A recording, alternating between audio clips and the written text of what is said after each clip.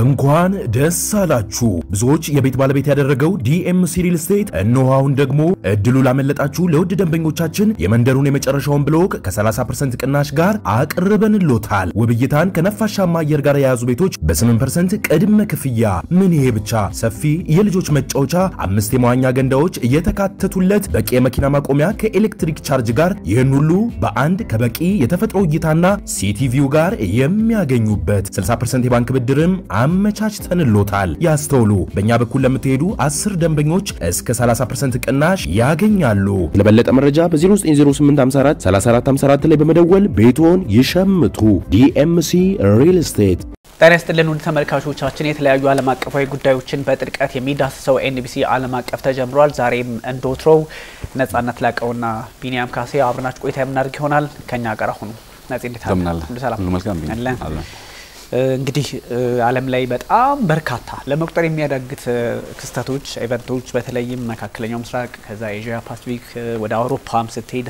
ሩሲያና ዩክሬን ላይ ያለው ውጥረት ይያልክ የአሜሪካ ውስጥ ያሉ የኮንግረስ ጭቅጭቆችን በጣም በርካታ ጉዳዮችን ጎረቤት ኬንያም ሰሞነኛውን ጉዳዮች በጣም እጅግ ብዙ የሚባሉ ጉዳዮች አሉና እነዚህ ነገሮች ቅርበታቸው የሚለካው ዓለም አቀፍ ኢምፓክታቸውና ከኛም ሀገር የፖለቲካም የማህበራዊም በተለያየ መንገድ ከኢኮኖሚም አንፃር ኢምፓክታቸው ቀጥተኛ የሆነ ቀጥተኛ ያልሆነ የሚመስሉ ግን ቀጥተኝነታቸው በሆነ ቀናት ውስጥ የሚድል ኢስቱን ጉዳይ ስለምናስታውስ ኢምፓክት ያላቸውን መዞ የሚሰራ ፕሮግራም ስለሆነ ሁሉ ጊዜ በዛ መንገድ ትኩረት እናደርጋለን። ዛሬ የምናደርገው እንደዛ ነው። ምናወራው እንግዲህ መካከለኛው ምስራቅ ላይ ያለው ውጥረት እሱ የእስራኤልና የኢራን ታሳቢ ሆኖ የአሜሪካም የነራሺያም ጣልቃ ገብነት እና ቻይናም ሁሉም ያለበትን ግምት ውስጥ አስገብቶ አሜሪካ ምን ታስቡ ከዚህ በፊት የተጀመረ ነገር አለ ሶሪያ ውስጥ እና አልሻራ ከመጡ በኋላ አንዳንድ እንቅስቃሴዎች አሉና አሜሪካ የምትፈልገውን መንግስት እንዳገኘች ሰዎች እንዲሰማቸው ያደረገ ወደ 518 አካባቢ የሚሆኑ ኢንዲቪጁዋልስ እንግዲህ ትልልቅ ፖለቲካም በቢዝነስም በተለያዩ እንትኖች አሉ ሰዎችን ማዕቀብ ተነስቷል። ሶሪያም ኤክስኪዩቲቭ ኦርደር ነው ስንመለከተው እንደነበረው ፕሬዚዳንታዊ ትዕዛዝ ነው። በዚህ ልክ የመጡበት ምክንያት ኢንቨስትመንት ኖርማላይዜሽን ወይም ደግሞ ከእስራኤል ጋር ማገናኘት የሚሉ ሀሳቦች አሉ። ይሄ ምንድነው የሚወስደው? የጋዛው ጦርነት ምንድነው ዓላማው? ጋዛ ላይ የሚቆም ብቻ ነው ወይ? ኢራንና እስራኤል ጦርነት ውስጥ ሲገቡ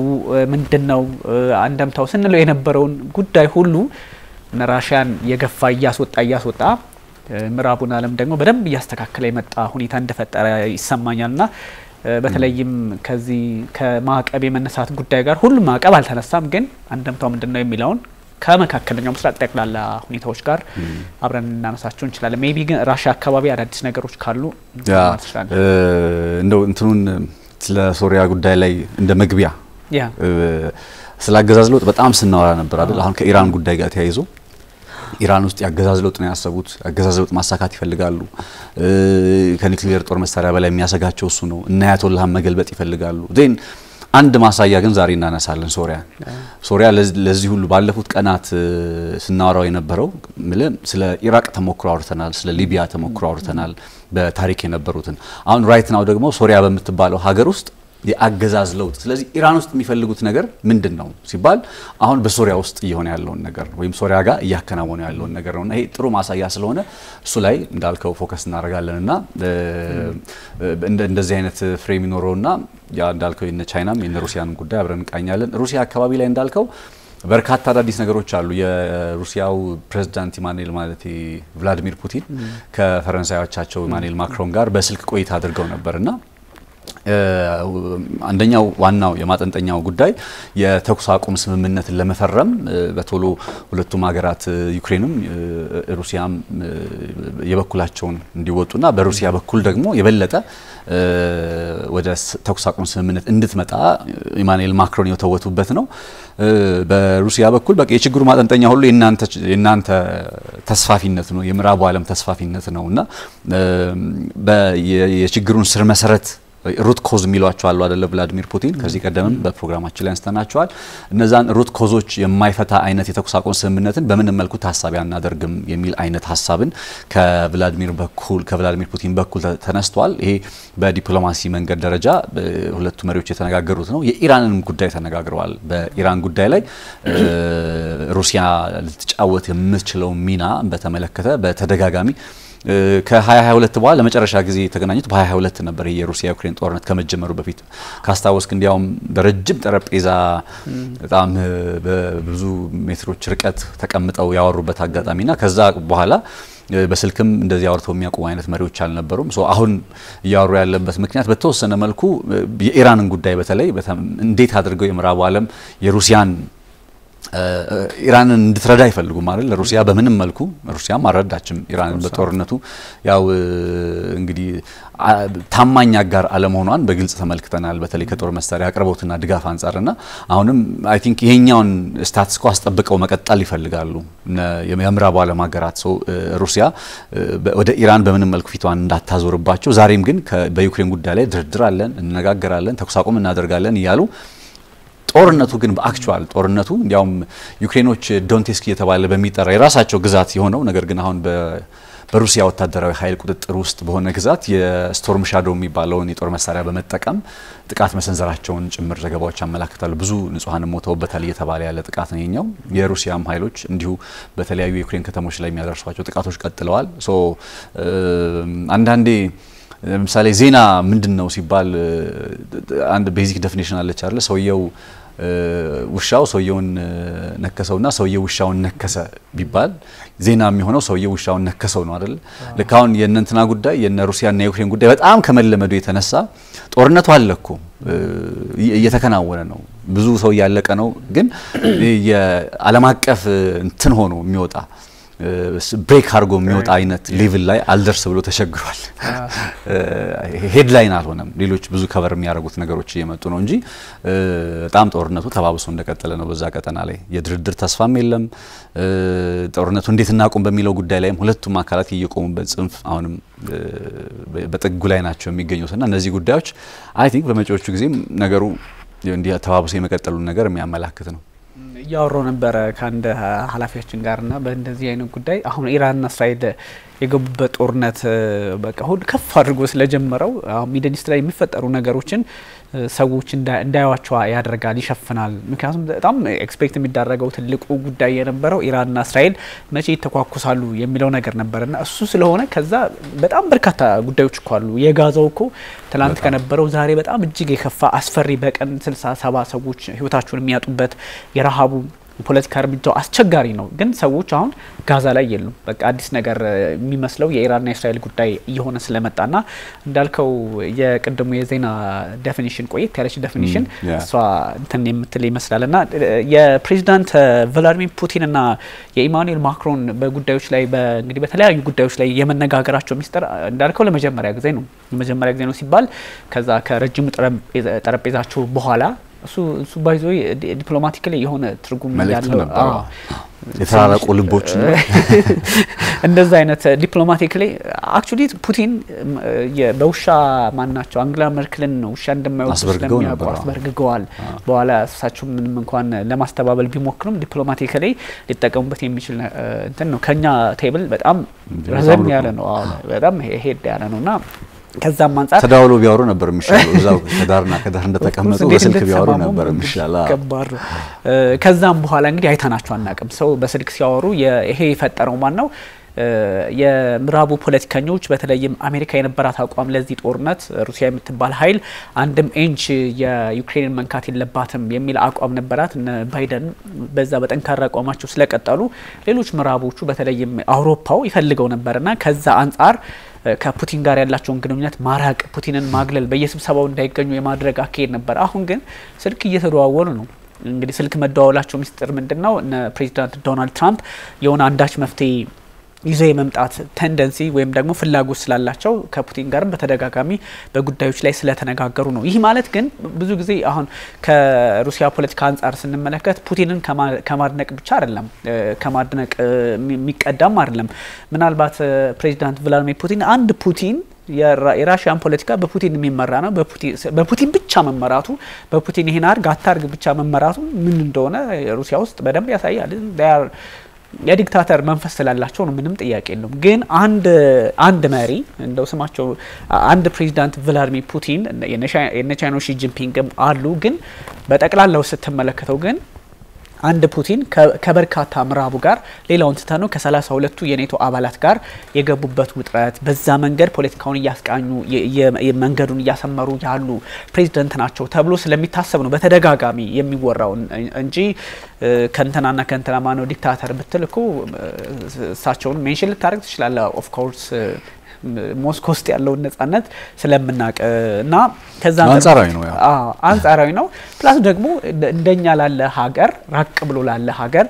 አዲስ የዓለም ስርዓት ወይም ደግሞ ራሱ የሆነ ነገር ፈጥሮ መውጣት ያልቻለ ሀገር የሆነን ኃይል ተከትሎ ለመውጣት እድል የሚፈጥረው የተለያዩ አማራጮች የዓለም ስርዓቶች ሲፈጠሩ ነው አንድ ቦታ ላይ ከተቸከልክ መስመሩ በዛው ልክ ነው ሊሄድበት የሚችለውና ትንሽ እዛም እዚህም የማለት እድል ደግሞ እንደ ኢትዮጵያ ያለ ሀገር ፖለቲካው እንትኑ የውጭ ፖሊሲው ከተመቸ ጋር ስራ ከሁሉም ሩሲያም ዩክሬንም ቻይናም ጋር ሁሉም ጋር መስራት አለብኝ የሚል አቋም ስላለው እንደዚህ አይነት ነገሮች ያስፈልጋሉና ከዛ አንፃር ይቃኛል አፍተር ኦል ግን የዩክሬኑ ጉዳይ አሁንም የኢራንና የእስራኤል ጦርነት ሸፍኖት ነው የሰነበተው እንጂ ባንድ ምሽት እንኳን ብዙ አይቻላቅም ከዚህ በፊት 537 ድሮኖችንና ሚሳኤሎችን ነው ሩሲያ ተጠቅማ ኪየቭ ሳይቀር ከዛ ኪየቭ ብዙ ጊዜ ኪየቭ ምናምን ተለምዷል በምስራቅ በኩል ያለው የተለመደ ሆኗል ግን ተሻግረው በምዕራብ በኩል በዚህ የሰሜን አትላንቲክ የጦር ጥምረት አባላት ባሉበት አካባቢ የጦር ቤዛቸው በሚገኝበት አካባቢ የተሰነዘረ ጥቃት አለና ኔቶ ሙሉ እንትኑ ነበር ስክራምብል ያደረገው ተዋጊ ጀቶቹን የፖላንድም የኔቶ አባላትም ወደኛ አልፎ ከመጣ እርምጃ መውሰድ አለብን በሚል ለዚህ ነው አንድ ቀን የማይቀር እንግዲህ ሚሳኤል ሁሌ አንተ ጋይድድ ብቻ ላይሆን ይችላል በሆነ አጋጣሚ ሰውኛ ነገሮች ሊያመልጡ ይችላሉ ዳይን እዛ ላይ ሲፈጠር ምንድነው በቃ ኮዝ ይሆናቸዋል ለጥቃቱም ይመቻቸዋል ማለት ነውና ይሄን ስትመለከት እንግዲህ ሙሉ ዩክሬንን ተደበደበች ማለት እንችላለን አይ ቲንክ ሰኞ ለማክሰኞ የነበረው ወይም ሁኔታ እንደዛ ነበር ያ ልክ ነው በጣም በጦርነቱ ላይ ስለነ ፑቲን ካነሳና ይቀር ማለት ጦርነት በተራዘመ ቁጥር ይሄ ዋር ፋቲግ የሚባለው ኮንሰፕት አለ አይደለ በቃ በጦርነቱ ኢኮኖሚካሊ ብቻ ሳይሆን በስነ ልቦና የሩሲያ ዜጎች ስነ ልቦና ለጦርነቱ የሚሰጡት አትያይ ራሱ ኢቭን በወታደሩም ዘንድ የሩሲያ ወታደሮች ራሱ ለምን ያክል አመታት ነው የሚዋጉት እርግጥ ነው ሩሲያ እንደዚህ ረጅም የሆኑ ጦርነቶችን አድርጋለች ግን እነዛ በታሪክ የምታነሳቸው በጣም እንደ ታሪካዊ የሆኑ አይነት ጦርነቶች ናቸው አሁን ላይ ከገጠመችው ጣላት ወይም ዩክሬን ጋር ነው አሁን በመርህ ደረጃ አይደለ ወይም በስያሜ ደረጃ የገጠመችው ከዩክሬን ጋር የተዋጋች ያለችው ግን ከጀርባዋ ኔቶ ወይም የዛ አባል ሀገራት ቢኖርም እንኳን ለምን ያክል ጊዜ ነው ጦርነቱ የሚቀጥለው አሁን መቼ ነው ሩሲያ ፍላጎቷን የምታስከብረው በብዙ መልኩ በጦር ግንባሩ ላይ ፍላጎቷን አሳይታለች ይሄ በጦር ግንባሩ ላይ ያሳየችው ፍላጎት ወደ ድርድር ጠረጴዛ ላይ መጥቶ በድርድር ጠረጴዛ ላይ ለምንድን ነው ፍላጎቷን ማስከበር ያልቻለው የሚለው ነገር ዝም ብዬ ያሰብኩት ነበር ፎር ሃው ሎንግ አሁን ስለነ ፑቲን ስናነሳ መሪዎች በተለያየ መልኩ ህዝባቸውን ክብር የሀገራቸውን ሉዓላዊነት አስከብረው መቀጠላቸው እንግዲህ ከነ ቭላዲሚር ፑቲን በላይ ያን ያደረገ የለም ነገር ግን ደግሞ ፎር ሃው ሎንግ አሁን የበጀትህን 32 31 ከመቶ ገደማ ለጦርነት እያዋልክ ጦር መሳሪያ ላይ እያዋልክ ለምን ያክል አመታት ነው የምትቀጥለው ይሄንን ሳስብ የዚህ ጦርነት መጨረሻ በቶሎ ካልተቋጨ ወይም በቶሎ ካልተቃረበ በቀር ሊመጣ የሚችለው ጫና እነ ሩሲያ ላይ ኢቭን ማለት ነው አሁን አቅም የላትም አይደለም ይያልኩ ያሉት ግን ሎጂካል ሆነ ስታስበው የበጀትህን 20 ከመቶ 30 ከመቶ ለጦርነት ነው እያዋልክ ያለው ይሄ 30 ከመቶ መልሶ አሁን ሌላ ቦታ ላይ ቢውል ድጋሜ ወደ በጀት ውስጥ ኢንጀክት የሚደረግ ነው ወይም በጀት ላይ ድጋሜ ለምሳሌ ትምርት ላይ ኢንቨስት ብታረጋው ደን ተመልሶ ኮንትሪቢዩት ያደርግልሃል ቀጣዩን ጄነሬሽን ጤና ላይ ብታረጋው ኦር ሌላ መሰረተ ልማት ላይ ብታረጋው እና አሜሪካ አወጡ ተብሎ እኮ ገና 5 ከመቶ ስለማድረስ ነው የተነጋገርን ያለነው አይደል እና ፖላንድ የሰሜን ጦር ቃል ኪዳን ድርጅት ኔቶ አባል ሀገራት 5 ከመቶ ብቻ ነው የምታወጣው የበጀቷን እነ ሩሲያ ግን በዚህ ደረጃ ያወጡ የበጀታቸውን በቃ ኦልሞስት የሚቀጥል ከሆነ ደግሞ በቀጣዮቹ አመታትም እስከ 50 ከመቶ ሊደርስ ይችላል ጤን ፎር ሃው ሎንግ በእንደዚህ አይነት ሁኔታ እስከመቼ ነው ሩሲያን ሊያስቀጥሏት የሚችለው የዌስተርኖቹ አንደኛው ስትራቴጂም በነገር ላይ በረጅም ጊዜ አሁን ስለ ዩክሬን ብዙ ሲጨነቁ ያየናቸው አይደለም በቀደሙት ጊዜያት በቃ ጦር መሳሪያ ድጋፍ እናደርጋለን ማን የሚለው ነገር አለ አሁንም እነ ስቶርም ሻዶውን ጭምር እስከ መስጠት ድረስ ተነጋግረዋል። ግን እንደቀደመው አይደለም አይደል? ይሄ እንደግፋለን እንትንናለን የሚለው ነገር ምንድነው የተለወጠው ሲባል በረጅም ጊዜ ጦርነት ውስጥ ሩሲያ ላይ ሊመጣ የሚችለው ጫና ቀላል እንዳልሆነ ይታወቃል። እነሱ ብዙ ናቸው። አንደኛው ሲጎድል አንደኛው እየሞላ እርስ በርስ በመተካካት የዩክሬንን የጦር ስቶክ ፓይል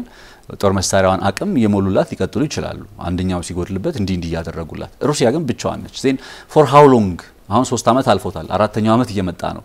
ከዛ በእንደዚህ አይነት ረጅም ጦርነት ውስጥ የሚደርስ ኢኮኖሚያዊ ጫና፣ ፖለቲካዊ፣ የማህበረሰቡ ስነ ልቦና ይሄ ዋር ፋቲግ የምትለው ኮንሰፕት አለ። በቃ ጦርነት ላይ በረጃጅም ጦርነቶች ውስጥ ህዝቡ ጦርነትን ይሰለቻልና እነዚህ ጉዳዮችም አብረው ምናልባት በመጪዎቹ ጊዜ ለጦርነቱ ሩሲያውያን የሚሰጡት ድጋፍ ላይ ጥያቄ ሊያስነሳ ይችላል ወይ የሚል ሐሳብ ሆኖ እየተነሳ ያለ ጉዳይ ነው። ያው በዚሁ ተያይዘን ወደ መካከለኛው ምስራቅ እንሄድና ሩሲያ እንደምታውቀው የኢራንም አጋር ነበረች። አንደኛው ለኢራን የጦር መሳሪያ ድጋፍ ያላደረገችበት ምክንያት ያለባት የራሷ የቤት ስራ ስላለ ነው አይደል? ከዩክሬን ጋር ያለው ጦርነት አሁን ከዩክሬን ጋር ያለው ጦርነት በአለም ላይ ግን ሩሲያ ራሷን ማስቀመጥ የምትፈልገው እንዴት ነው? የዓለም መሪ ሀገር ሀያል ሀገር ሆና አይደል? ግሎባሊ ራሷን አሁን ዓለም ላይ ያሉ ከሚባሉ 3 ግሬት ሱፐር ፓወርስ ከምንላቸው ውስጥ አንዷ ነች። ግሬት ሱፐር ፓወርስ ቻይና፣ አሜሪካና ሩሲያ። ግን ይሄ ግሬት ፓወርስ አንዱ ባህሪያቸው ምንድነው? ጦርነትን በቶሎ ጀምረው በቶሎ ማቆም ነው። በሚፈልጉበት ጊዜ ጀምረው በሚፈልጉበት ጊዜ ማቆም። አሁን በሩሲያ ዘንድ ጦርነቱን ለማቆም ፍላጎት አለ፣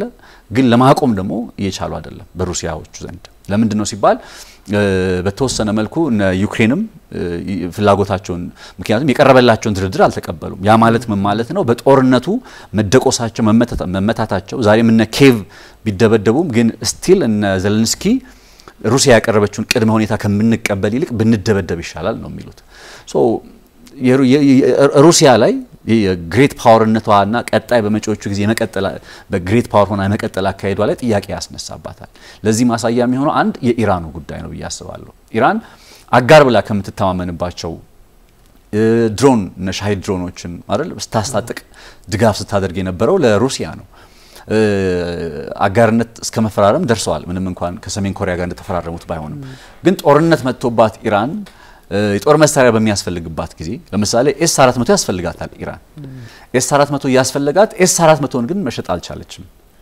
ኦሬዲ ጥያቄው ቀርቦ ከኢራን በኩል ለሩሲያ ኤስ400 ኖሯት እሱን ግን ማቅረብ አልቻለችም። እሱ ብቻ አይደለም ኤፍ35 የሚባሉ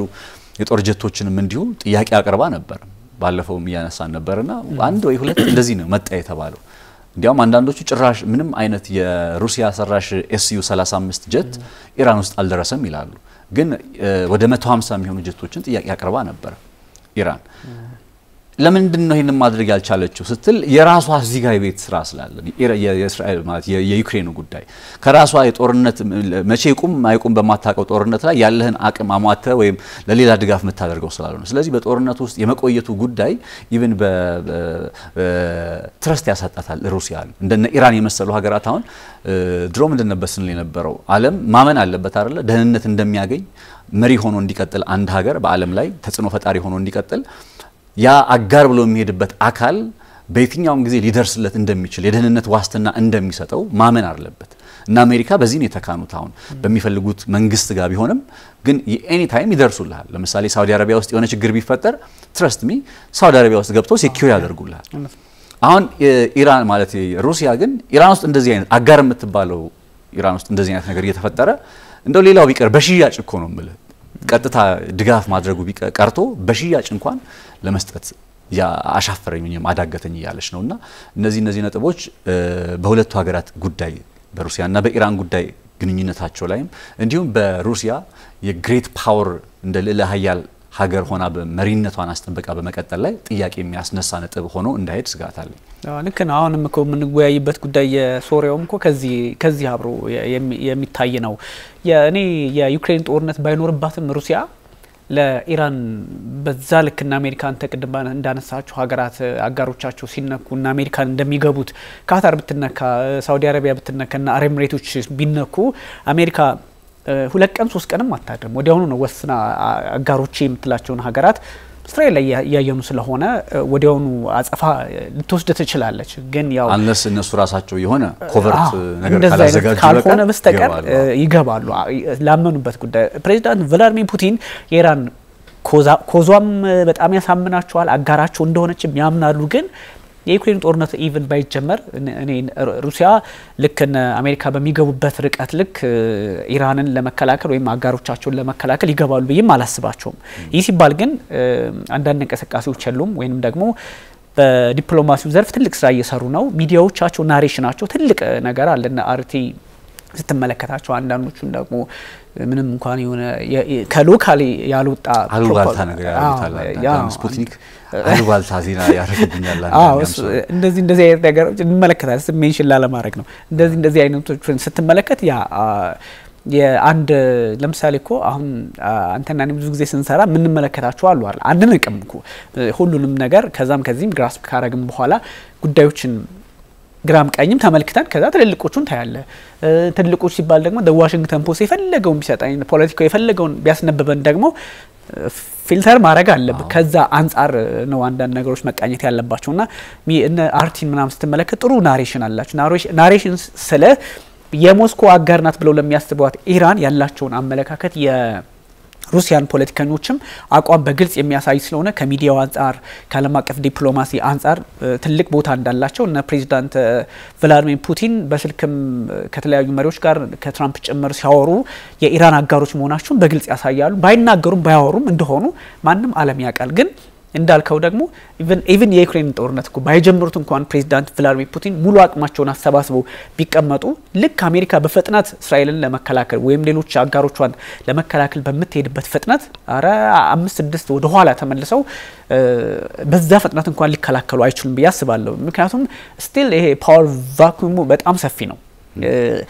አፍተር ኦል ምራቡ በጣም ጠንካራ መሰረት ላይ ያለ በራሳቸው በእነ ፕሬዝዳንት ቭላድሚር ማነው ዶናልድ ትራምፕ ሊንገዳገድ ያለ ትንሽ ራሳቸው ነካኩት እንጂ በጣም ጠንካራ መሰረት ያለው ምንም ቢሆን ፈረንሳይ ጀርመንና ብሪታንያ የሚባሉ ኃይላት ሩሲያ ጋር መፋጠጥ ከጀመርኩ በግልጽ ጦርነት ውስጥ ከገቡኩ ምን ሊፈጠር እንደሚችል እናውቃለን እነ ኦርሽኒካላኝ እነ ፔሳይዶን ምናምን ስለተባለ ብቻ ሳይሆን ምራቡ ምን እንዳለውም በግልጽ የማያሳውቁበትን ምክንያትም ስላላችሁ ከዛ አንፃር ይታያል ይሄ ሁሉ ይሄን እንድናወራ ያደረገው ይሄ ኢስተርኑን መጥራት አይደለም ኢስተርኑ በሚፈልገው መጠን በተለያዩ ውጥረቶች ጦርነቶች የሚፈልገው ነገር ማሳየት ስላልቻለ በር ያንኳኳ ነው ኦፍ ኮርስ ጥሩ መንገድ ይከፍታል ግን ስቲል በየትኛው ጦርነት ነው ወደ አዲስ ዓለም ስርዓት ሊወስድ የሚችል የሆነ ትልቁን ምዕራፍ ከፍተዋል የምትለው እዚህ ዌስት አፍሪካ ላይ ኢኮዋስ ሊፈርሱ ቢሞክሩ የተለያየ ስራ ቢሰራ አምባገነን መንግስት ነው የመጣው አይደል እስቲ ቻይናን ምናሳት አሁን ለሩሲያ እንትን ካልና አይቀር አሁን ቻይናስ ምንድነው ያደረገችው ለኢራን ምን አረጋችላ ያቺ ዲፕሎማሲው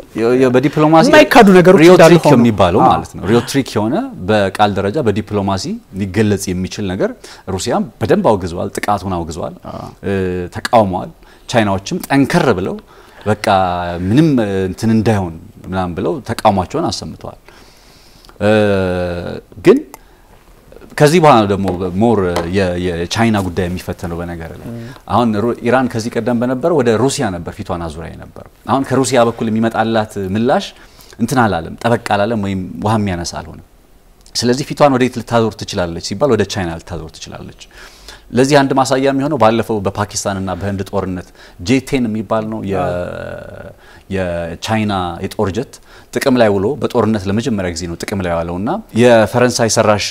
የጦር ጀቶችን ምንድን ነበር የሚባሉት የሆነ ስያሜ ያላቸው ፈረንሳይ ሰራሽ የጦር ጀቶችን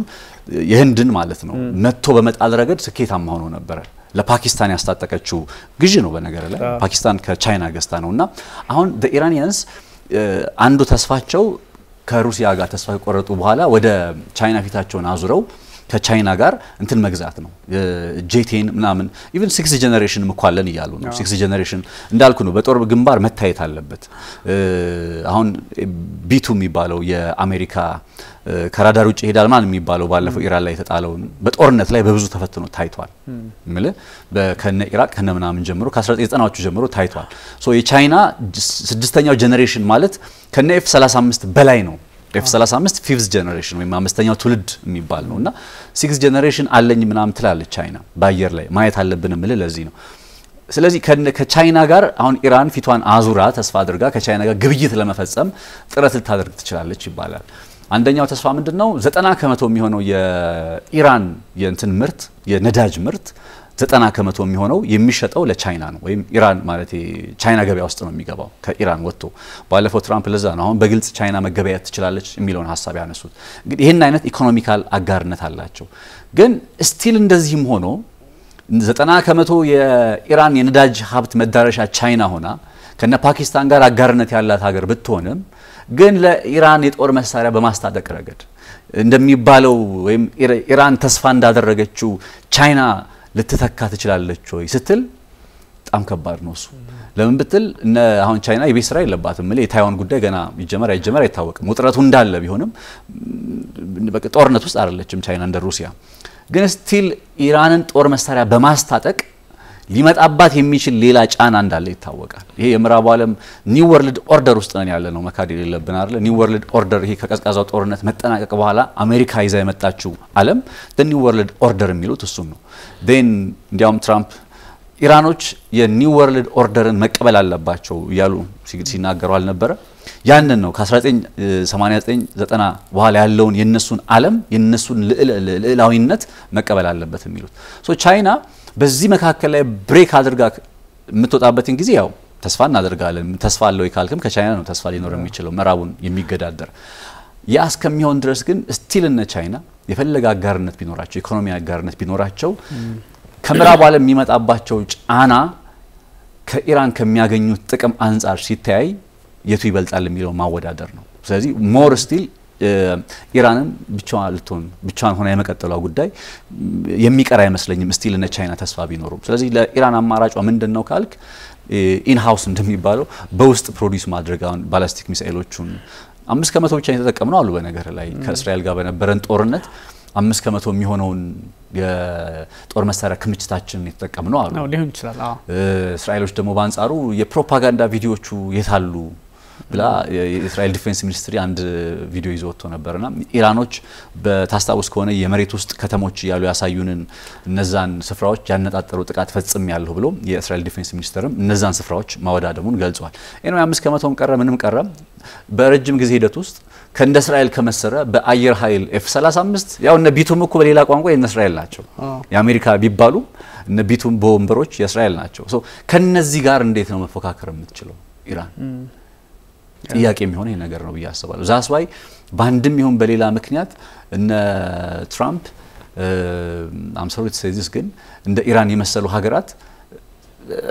አንድ ብቻቸውን ናቸው ሁለት የጦር መሳሪያ ሀብታቸው ለምሳሌ ባላስቲክ ሚሳኤል የመሳሰሉት ነገሮች አይነው ባለፈው መተዋል ጥቃት አድርሰዋል እስራኤልን ማስጨነቅ እንደሚችሉ አሜሪካን ማስጨነቅ እንደሚችሉ አሳይተዋል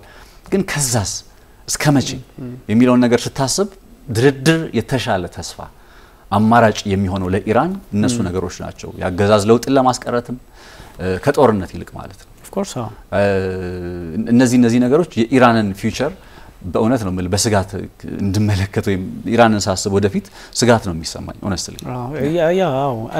አንደኛ ይሄ አሁን ብዙ ጊዜ እንደዚህ ነገሮች ሲታሰቡ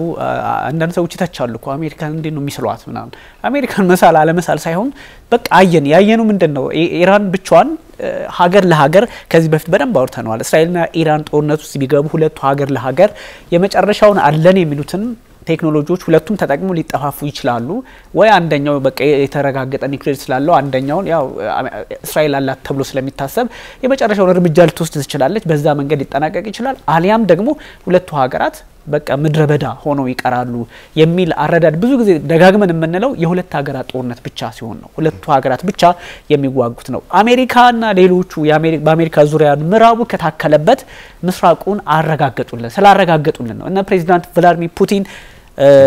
ምን አረጉ ሲባል በስተት አንድ እኛ ሀገር ብዙ በተደጋጋሚ የምንጠራው ዙ ነው ምን ነው SU-27ን እንኳን ላኩ ሲባል አልሰማንም በዚህ ጦርነት ቻይናም በዛ በካዛክስታን በመናም ብሎ የመጣው ፕሌን ይሆን አይሆን በርግጥ ምን ይዞ እንደመጣም አልተረጋገጠም እሱ ላከች ተባለ በዲፕሎማሲው መንገድ ያያየናቸው ነው የኢራን ደጋፊዎች የኢራን አጋሮች መሆናቸው ይታወቃል ግን ፕሮፋውንድ የሚባል እንግዲህ እኮ 37 ወይ እሱን ሁሉ በቃ ቢቱ ቦምብ ጣይኮ እዚህ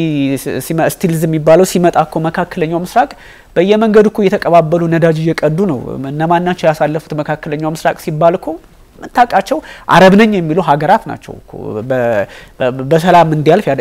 ያደረጉት። ስለዚህ ይሄ ሁሉ ተባባሪ ነው የሚሆነው። ሶ የዓለም ስርዓቱ ስቲል በደንብ እየተመራ ያለው በማን እንደሆነ ስለሚያሳይ እነ ፑቲንም እነ ሺ ጂንፒንግም መግለጫ ሰጡ፣ አወገዙ። አንድ ሀገር ዲፕሎማቲካሊ ማድረግ ያለበትን ነገር ሁሉ አደረጉ። በሚዲያዎቻቸውም ደግሞ ያላቸውን ወገንተኝነት አሳዩ። በቃ እዚህ ላይ አለቀ። ከዛ ምንም አይነት ድጋፍ ካላደረጉ ለዚህ ነው አንድ ኃይል ብቻውን ይቆማል መካከለኛው ምስራቅ ላይ የሚባለው ከዚህ አንፃር ነው። ነገ ከነገ ወዲያ ዊ ዶንት ነው እስራኤልም በዚህ ጠቅላይ ሚኒስትር ቤንያሚን ኔታንያሁ በያዙት ስቲክ ባረጉበት አቋማቸው የሚቀጥሉ ከሆነ ትራምፕም ሲፈልጉ ኖቤል ፒስ ፕራይዝ ሲፈልጉ ሩዋንዳና ኮንጎን አስታረቁ እንደዚህ ሩሲያና ዩክሬንን ለማለት ተጨማሪ ጉዳዮችን ለማምጣት እስራኤል እንቅፋት ከሆነች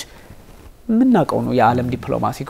በሆነ ጊዜ ገሸሽ ሊያደርጓት ይችላሉ። እና አንድ ምሳሌ ላንሳል። ሩሲያ ቭላዲሚር ፑቲን 3 አመት አለፈዋል ከዩክሬን ጋር እየተዋጋ ሩሲያን ነው ያልን ያለ ነው። ከማን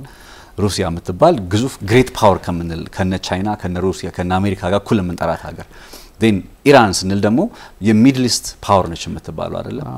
በመካከለኛው ምስራቅ ያለች ሀገር ማለት የፓወርፉል ሀገር ታላቅ ሀገር በመካከለኛው ምስራቅ ግሬት ፓወር ደግሞ ሌላ ሌቭል ነው። ግሬት በቃ በአለም ላይ ዓለምን በቃ ተጽዕኖ የሚፈጥሩ በየትኛው ማቅጣጫ ከወዲህ ወዲያ የሚሉ ግሬት ፓወርስ ናቸው ሩሲያ፣ ቻይና፣ አሜሪካ አለን። እንግዲህ እቺ ከነዚህ ሶስቱ ሀገራት መካከል አንዷ ከዩክሬን ጋር የገባችበትን ጦርነት መጨረስ አልቻለችም እያለ ነው። እንዲህ ድብድባ እንዲህ ኬቭን እንደፈለገች እየቀጠቀጠች እንኳን ስቲል ኬቭ እንዲህ በቃ አፈር ልሳ ትነሳለች። እነ ዩክሬን እንደዚህ ያደርጋሉ። እንግዲህ ሩሲያ በዚህ አቅሟ እንዲህ እየተንገዳገደች ከሆነ ቀላል ሆኖላት አይደለም። ቀላል ቢሆንላት ኖሮ ባይዘው 3 አመትም እንደዚህ መቆየትም አይተበቅባቸው ምዕራቡ ባይኖር ኤግዛክትሊ ብቻዋን ስላልሆነች ዩክሬን የምትባለው ሀገር እሷ አይደለች የምትዋጋው እንዳለ የምዕራቡ ዓለም አሜሪካ ያው የለውም ብትልም የሳተላይት መረጃ በነገር ላይ ዛሬም ድረስ ታቀርባለች አሜሪካ። ሶ ኢራንና እስራኤል ጋር ስታመጣው ይሄንን ተሞክሮ እስራኤል ቅድም ያነሳው ብቻዋን አይደለች አይደለ? አሜሪካ ብቻ ሳትሆን እንዳለ የምዕራቡ ዓለም ሀገር አብሮ ነው። ዴን ኢራን ከነዚህ ኃይሎች ጋር ነው ጦርነት የሚኖራት። ከዛ ለምን ያክል ጊዜ እሺ 20000 ሚሳኤሎች ባላስቲክ ሚሳኤሎችን አላት ብንል በእነሱ መረጃ 3000 ይባላል ኦፊሻሊ። የእስራኤል ባለስልጣናት ግን ከ20000 በላይ ባላስቲክ ሚሳኤሎችን አውድመናል ይላሉ። ኤኒዌይ የኖራቸው ቁጥራዊ ችግሩ የለውም ብቻ እንዳላት ፕሩቭ ስላደረገችልን ኢራን ከዛ ግን ይህንን አይነት ተጽዕኖ እየፈጠረች ለምን ያክል ጊዜ ትቀጥላለች? እነንትና እነ እስራኤል ጉዳት የደረሰባቸው መቀጠል ይችላሉ፣ እየተደበደቡ መቀጠል ይችላሉ። አይረንዶም ባያድናቸው ግን ስቲል የመከላከል አቅምህ በጦርነት ላይ የማጥቃት አቅም አይሰበር እንጂ የመከላከል አቅም ቢሰበር የአየር ላይ ጦርነት ስለሆነ ጦርነቱ ይቆማል ማለት አይደለም። የማጥቃት አቅም ሲያልቅ ነው ጦርነቱ ሊያልቅ የሚችለው አይደለ? በዛ ላይ ሪፊል ትደረጋለች። ጉዳት ቢደርስም ቴልአቪቭ ብትፈርስም ምናምን ነሃይፊያ ቢመቱም ምንም እንደዚህ አይነት ጉዳቶች ቢመጡም ኒውክሊየር እስካልሆነ ድረስ ለእንትና ለእስራኤል እንደ ጉዳት ነው የሚቆጠረው። ኢራንስ ስቶክ ፓይሏ እያለቀ ነው የሚመጣው። እስራኤልስ ከአሜሪካ ይጨመርላታል፣ ከዩናይትድ ኪንግደም፣ ከጀርመን ከያቅጣጫው ይጨመርላታል። ሶ እንዲህ አይነት በተራዘመ ጦርነት ውስጥ ባለፈው ኳንትራስ አንስተዋል። በተራዘመ ጦርነት ውስጥ ኢራን ተጠቃሚ ልትሆን አትችልም ያልከው ነጥብ ማለት ነው። ሶ ይሄኛው ነገር ጉዳይ ሳስብ ነው ለነ ኢራን በርግጥም ድርድር የሚለው ነጥብ አማራጭ ይሆናል ብዬ ማስበው እና አይ ቲንክ ሶሪያም ከዚህ የተለየ ታሪክ አልነበረም። ይሄው ኮንሰፕት ነው የሚቀጥለው ሶሪያ ላይም። ይሄ ብዙ ጊዜ ግን እኛ ሀገር ላይ መስተካከል ያለባቸው ጉዳይ አሉ አይደል? ይሄ የሶቪየትና የዩኤስ ጎራ በነበረበት ዩ አር አይዘር ዊዝ አስ ኦር ናት አይነት ነገር እኛ ሀገር ላይ እንመለከታለን። እና ደግሞ ሞር ጋዜጠኛ ስትሆን ደግሞ አይዘርም የሚለው ቃል አያስፈልግም፣ ኖርም የሚለው አያስፈልግም። ሁኔታውን እያየ ያለው መረጃ ማጋራት ነው የሚጠበቅብና ይሄኛው ትሬንድ ነው፣ የማይሆን ነገር ነው። አንዳንዴ እኛ ብዙ አውርተናል አይደል? ቻይና ሱፐር ፓወር ብትሆን ዓለም ምን አይነት አዲስ ስርዓት ሊያመጣ እንደሚችል፣ ታዳጊ ሀገራት እንዴት ሊጠቀሙ እንደሚችሉ፣ የነ ቻይና በጣም የነ ሩሲያ ጠንካራ ሆኖ መውጣት ለዓለም ፖለቲካ ምን አዲስ ነገር ወይም ፕሪቪሌጅ ይዞ ሊመጣ እንደሚችል በስፋት ተነጋግረንበት እናውቃለን፣ ተከራክረንም እናውቃለን። እንግዶችን ማምጥተን በጉዳይ ላይ ሰፊ ውይይቶች አድርገን እናውቃለንና ይሄ ሁሉ ሄዶ የነበረንን ጥያቄ አሁን መለሰው አሳየን ሚድል ኢስት አሳየን ድሮም ኤክስፔክት የሚደረገው የኢራንና የእስራኤል ጉዳይ ነበረ ማን ከማን ጎን እንደሚቆም በግልጽ አሳየን ዱ ዩ ቲንክ አሁን እስራኤል አሜሪካ ብቻ ናት አይደል እንደ ሃይሊ ኢንቮልቭ ያደረገችው ሌሎቹ የሉበትም ማለትም ባይሆን ግን እስራኤል ጠንከር ያለ ነገር ቢመጣና ጀርመን ያኔ በናዚ ዘመን የጨፈጨፉትን ለማካካስ በሚመስል መልኩ እኮ እስራኤልን የመታደግ በጣም ትልቅ ህልም አላቸው ይሄ ሁሉ እነ ፈረንሳይ ሁሉ ተረባርበው ድጋሜ ሶስተኛውም አይደለም ከሶስተኛው የዘለለ አስረኛውን ጦርነት የማስነሳት ፍላጎት ነው የሚኖራቸው ይሄ ምን ከጥቅም አንፃር ነው ሰው ይሄ ወይ ከኛ ጋር ተሆናለ ወይ ካልሆነ ወደዛ ሄድ የምትለው ዓለምም አይደለምና ብዙ ጊዜ ተመልካቾችም ሌላውን አስቡበት ሆም ብሎ የሚያደርገው ስለሆነ ፕሮግራም የሚሰሩ ሰዎችን እንትና አንደለም ግን ተመልካቾቻችን sometimes አንተ እኮ አንዳንዴ በቃ የኢራን ደጋፊ ኢራናዊ እስከተመስል ድረስ ከዛ እኔ የእስራኤል እንደዚህ ተገለባብጠን ደግሞ አንተ የእስራኤል ምናምን ሆነን እናቃለን ሐሳብ ልንለያይ ብንችልም ግን አፍተር ኦል ደግሞ ባላንስ ነገር ላይ ያቆማል ከማንም ጋር የመሆን እንትን የለም ብሔራዊ ጥቅምም የለም መረጃ የመስጠት the only thing ስታክ የምናደርገው እሱ ላይ ስለ ኢትዮጵያ የባህር በር ጉዳይ ያወራን ቢሆን ያለ ክርክ ያለ ልዩነት የብሔራዊ ጥቅማችን ነው ብለን የምናስበው ጉዳይ ስታክ እናደርጋለን አቋማችንንም እንትን ተላለ እዛ ላይ anyway ይሄኛው ሁሉ ባንድም በሌላ መንገድ ሶሪያ ውስጥ ነው የሚያስገባ ሶሪያ ላይ የእንግዲህ ታሳስ ላይ የበሽር አልአሳድ መንግስት ወደ ሩሲያ by the way ሩሲያ the only thing በዚህ ዘመን ልታረግልኝ የምትችለው ታስጠልላለች ሚኒመም በጣም ችግር ከሆነ እና አያቶላ አሊ ሀምኒ በጣም አስቸጋሪ ሁኔታ ውስጥ ከገቡ እኛውን እድል ልትሰጥ ትችላለች የሚል እምነት አለኝ እና ፔዜሽኪያን ግን ከህዝባቸው ጋር የሚኖሩ ናቸው አስበዋል እና ፔዜሽኪያን ከህዝብ ጋር እንዴት እንደቀናው የሆነ ጊዜ ተቃውሞ ሲያስነሱ ለምን በዚህ ልክ ዓለም ያጠቃናል ነው ብለው ያሰቡት ቴራኖች ተቃውሞ ሲወጡ እሳቸውም ከተማሪዎች ጋር ነበር የወጡት መስዑድ ፔዜሽኪያን ፋርስ ሚለው ኮንሰፕት አለ በዛ ላይ ደግሞ ታርጌትም አልነበሩም እንደ ሲቪል ነው በቃ ፕሬዝዳንት ናቸው እኮ ግን አገልጋይ ናቸው ከህዝባቸው ጋር ወጥተው ተቃውሙ እንዲህ አይነት ነገሮችን የምታይባት ሀገር ናትና ይሄ ሁሉ ወዴት ይወስዳል ሶሪያ ላይ እየመጣ ነው የበሽር አልአሳድ መንግስት ተፈነቀለ ሄደ ምናምን የሚለውን ድጋሚ ሪቫይቭ ለማድረግ ሳይሆን ግን የዚህኛው ጦርነት ሩሲያም ጋር የሚገናኝ ስለሆነ ሶሪያ ላይ ያለው የበሽር አልአሳድ መንግስት ከተነሳ በኋላ የመጣው ኃይል እነ አልሻራ ኤችቲኤስ የሚባለውን ኃይል እየመሩ ያሉት ጊዜያዊ ፕሬዝዳንቱ በማን መንገድ ቢሄዱ ነው ልኩ ሲጀመር እነ ፕሬዝዳንት ቭላድሚር ፑቲን ወቅቷቸዋል ማለት የአሳድ ደጋፊ ስለሆኑና ፑቲን ጥቅማቸውም ያለው ከአሳድ አንፃር ስለሆነ አብረው የቆሙት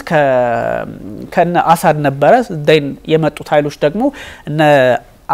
አልሻራ የሚባሉት አሁን ዲፕሎማቲካሊ ምዕራብ ዘመም የመሆን አካሄድ አላቸው ያ ማለት ግን ሪሊጂየስሊ ያላቸው የማይነካ ነገር አለ ከዛ አንፃር እስራኤልን በተመለከተ የሚያራምዷቸው አቋሞች አሉ የተለያዩ ኃይሎች ሩሲያ ውስጥ ማንነው ሶሪያ ውስጥ አሉ እነሱ ሁሉ ግምት ውስጥ አይገቡም ማለት አይደለም ግን ከበሽር አልአሳድ ወደ ቱርክም ወደ አሜሪካም ያዘነበለ አቋም ያለው ከፕሬዝዳንቶቻቸውም ጋር ከፑቲን ጋር እንኳን አውርቶ ያቀም አይደል አልሻራ በስልክ አወሩ ካልሆነ በስተቀር ወይ ከሆኑ ፖለቲከኞቻቸው አላቅም እንግዲህ ሳውዲ አረቢያ እንደምታስታውሰው ተገናኝተዋል ሁለቱ መሪዎች ፕሬዝዳንት ትራምፕና አልሻራ ደን የቱርኩን ፕሬዝዳንት ረሲፕ ጣይብ ኤርዶሃንም ሄደው አግኝተዋቸው እነዚህን ሁሉ ስትመለከት ሊመጣ የተፈለገው ኃይል ምን ነበረ ሰው በምን ሁኔታ ነበረ ፖለቲካው ሊቃኛ የተፈለገበት የሚለውን ከወራት በፊት አልነበረ ሳውዲ አረቢያ ሪያድ ተገናኝተው አልሻራ በጣም ታሪክ ተብሎ እንደውም በቃ ፕሮግሬሲቭ ናቸው ወጣትነታቸው ብዙ ኤክስፖዠር ፈጥሯል ሶሪያ ላለፉት 54 አመታት የአሳድ ቤተሰብ እንደጨቆናት አይነት ሁኔታ ላይ ቀጥል ይችላል የሚል በጣም ሲያንቆለጳጵሷቸው ነበርና ይሄ የሚያሳይ የፖለቲካ ፍላጎቱ ሶሪያ ውስጥ ምንድነው ነው ሶሪያ ውስጥ ስለ ሶሪያ አይደለም የምናወራው ስለ ሶሪያ እንዳልከው እንደ ገጸ ባህሪ or something character ናት እንጂ ኢራን ውስጥ ያለውም ጉዳይ ከዚህ የባሰ ወይም ደግሞ ከዚህ የተለየ እንዳልሆነ ለማሳየት ነው ይሄኛው በጥቅሉ ስትሄድ ምን ለማድረግ ነው የበሽር አልአሳድ መንግስትን በዚህ ልክ 14 አመታት ምናምን ከገዘገዙ በኋላ ካስወገዷቸው በኋላ የመጣው ኃይል አንደኛ በጥቅል አድርገህ ስትመለከተው ሩሲያ የምትባል ሀገር ላቲኪያ ምናምን ሳትሮስ ምናምን የሚባሉ አካባቢዎች ላይ ሳትውድ በግድ ጦሯን እያመናመነች ያስለቀቀች እንድትሄድ በሶቪየት ዘመን የነበሩ ከዛም በፊት የነበሩ መሰረቶቿን እንድታጣ ያደረጉ ነው የሄዱት ሶ ኢራን ላይ ያለው ሁኔታ ኢራንንም እንደዚህ በዚህ ልክ ገፍተው በተለይም የና ሩሲያ ፕሬዝዳንት ቭላድሚር ፑቲን ኢራን ላይ ምንም አይነት ሮል እንዳይኖራቸው ከተደረገ እና አያቶላ አሊ ሀምኒ በስልጣን ላይ ባገዛዛቸው ወይም ደግሞ በሌላ መንገዳቸው እንዳይቀጥሉ ከተደረጉ አሁን ኢራን እንደ ኢራን ወይም ፋርስ እንደ ፋርስ ወይም ደግሞ ሚድል ኢስት አንድ ሀገር ዋጋ እንደሚከፍለው ብቻ አይደለም ልታየው የምችለው እና ሩሲያም ሶሪያ ውስጥ ያለውን ኃይላቸውን ሰጡ አሁን ሶሪያ ውስጥ ያለው ኃይል ከፕሬዝዳንት ቭላድሚር ፑቲን ጋር ከቻይናው ፕሬዝዳንት ሺ ጂንፒንግ ጋር ቻይና ጋር ሊሰሩ ይችላሉ ፑቲን ጋር የማይሰሩበት ያው ከአሳድ ጋር የተገናኘ ስለሆነ ግልጽ ነው ሶሪያ ባዶ ነች አሁን ሶሪያ ባዶ የሆነችው ለማን ነው ለምዕራቡ ዓለም ሳይሆን ለነ ፕሬዝዳንት ቭላድሚር ፑቲን ነው ምንም አይነት ሮል እንዲኖራቸው አይፈቀድላቸውም ወይም ደግሞ ከዚህ በፊት አሳድ መንግስት የሰጣቸው ነጻነት እንደፈለጉ የመሆን አያገኙም በተወሰነ መንገድ አሁን ቤዞች እንዳሏቸው እንሰማለን በዛ ልክ ነውና ቤዞቹን ሁሉን ነገር ሶሪያ ላይ ያስለቀቅ ስትሄድ ምንድነው መጨረሻ ሊሆን የሚችለው ሶሪያ ላይ ባዶ ኮንግ ይሄኛው አሰራር የት ላይ ይመጣል ኢራን ላይ ኢራንም ባዶ ከሆነ መካከለኛው ምስራቅ ላይ ሩሲያ የምትባል ኃይል በምንም መለኪያ በምንም አይነት መንገድ ሱፐር ፓወር እንዳትሆን ያደርጋታል ሚድልስትን አጣ ማለት ደግሞ ነዳጅን አጣ ቀይ ባህርን አጣ የሜዲትራኒያን ጉዳዮችን አጣ ያልክ እስከ ቢጫ ባህርም ልትሄድ ትችላለ ካስፒያንን ምናምን እንትን ያልክ ሁሉን ነገር ኮኔክት የሚያደርግ ኤሪያም ስለሆነ ያው በብዙ መለኪያዎች ይሄ ባይዞ የኤስ 300 የሚባሉት የአየር መከላከያ ስርዓቶች የአሜሪካ ማን ነው የራሺያ ኃይሎች እንትን ውስጥ ካስገቧቸው በኋላ ምንድነው እነዚህ ሶሪያ ውስጥ ከገቡ በኋላ እስራኤል ምንድን ነበር ስታደርግ የነበረው እስራኤል እኮ ቀድሚያ እነዚህን ሁሉ ነው በዚህ ልክ በፕሌኖቿን ያንቀሳቀሰች በዚህ ልክ ካጠፋች ካወደመች በኋላ ነው አይደለ ከዛ ቀስ ይያሉ እነዛ ኃይሎች የተንቀሳቀሱ እና ኤችቲኤስ የሚባሉና አልሻራ ቀስ ይያሉ የገቡት ምንም እንኳን አልሻራ እንደማደግፍ ቢነገርም በተለያየ ሂደት ነው ነፂ በጣም በሚገርም ሁኔታ የጎላን ሄይትን እንግዲህ ጎላን ሄይት ያው የ1967 ሁኔታዎች እነሳሉ በፌዝ ነው ባፈር ዞኗን እንኳን እስራኤል ልክ ጎላን ሄይትን የተቆጣጠረችው ፌዝ 1 ላይ በዚህ ልክ የሆነ የሴፍቲ ዞን የሚል ነገር ካስቀመጠች በኋላ ከዛ ወደ ፌዝ 2 ትሄዳለች ፌዝ 2 ላይ ሲደርስ ባፈር ዞን ወይም ደግሞ ሴፍቲ ዞን የተባለው ተጠቀለለውና ከዛ ደግሞ ሌላ አይነት ወደ ፌዝ 3 የተሻገረ ባፈር ዞን ወደ እንደውም ጭራሽ ወደ ደቡባዊ ሶሪያ የተጠጋውን አኪድ የተከተለች ከሄደች በኋላ ሙሉ በሙሉ ጎላን አካባቢ ያሉ ጥያቄዎች ይሄ ባፈር ዞን የሚባሉት ነገር የ1974ቱን እንዱ አስቀረች ዘይን ይሄ ሴፍ ዞን የሚባለውን በዚህኛው ከለር ልክ ሙሉ ስታደርገው ቀደም ሲል 1974 ከነበረው ይልቅ አሁን ደግሞ ሰፋ አርጋ ስምምነት አልነበራቸው 74 ላይ ሴፍ ዞን ወይም ደግሞ ይሄ ባፈር ዞን ከሚሊተሪ ነፃ የሆነ አካባቢን ከመመስረት አንፃር እሱን አልፋ በሶስት ፌዝ መጀመሪያ F35ዎቹ ምናምን አውዳደሟቸው የራሻዎቹን ጭምር ለዚህ ነው ራሻ ተፈትናለች የምላየው ይሄን ሁሉ ያስገባችሁ በእነዚህ ሴፍ ዞን ብላ አሁን አንድ ሀገር በሎኩ የሶሪያ ሉዓላዊ ግዛት እና በመንግስታቱ ድርጅትም አንተም